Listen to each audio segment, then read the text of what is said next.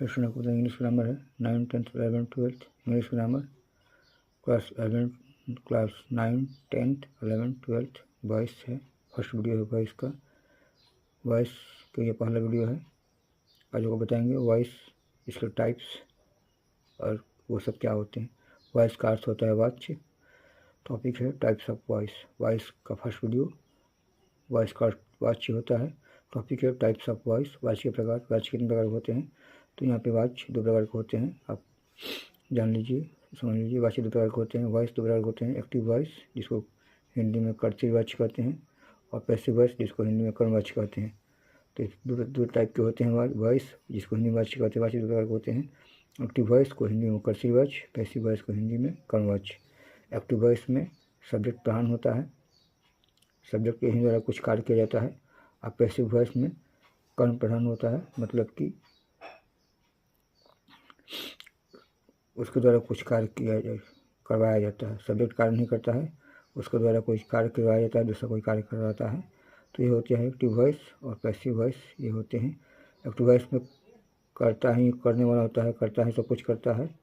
और passive voice में कर्ता के द्वारा उस पर कोई दबाव डालता है कर्म पर।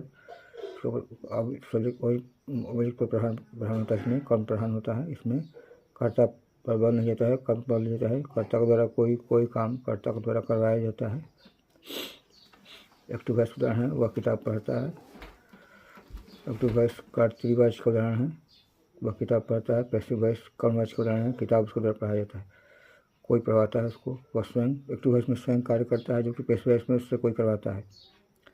किताब उसके द्वारा पढ़ाया जाता है, कोई इसको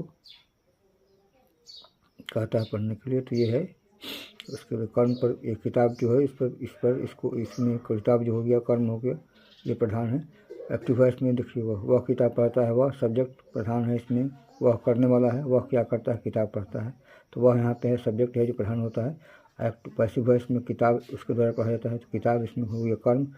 कर्म हो गया, ऑब्जेक्ट हो गया। तो कर्म जो हो गया यह प्रधान होता है, किताब उसके द्वारा पढ़ा जाता है। किताब कोई उसको पढ़वाता है, उसके द्वारा तो वो किताब पढ़ता है, तो उसके द्वारा। तो इसमें कर्म प्रधान होता है। यहाँ पे आप समझिए एक्टिव वॉइस पैसिव वॉइस क्या होता है। अगले वीडियो में इसके बारे में और बताएंगे। एक्टिव वॉइस पैसिव वॉइस अच्छे से बताएंगे। तो ये अच्छी वीडियो में ये वॉइस है, टाइप्स है। हिंदी इसका क्या होता है, एक्टिव वॉइस पैसिव वॉइस का हिंदी क्या होता है। एक्टिव वॉइस में सब्जेक्ट प्रधान होता है, पैसिव वॉइस में ऑब्जेक्ट प्रधान होता है। और इसमें एक्टिव वॉइस में सब्जेक्ट प्रधान होता है, पैसिव वॉइस में ऑब्जेक्ट प्रधान होता है। उदाहरण दिए हैं, वह किताब पढ़ता है।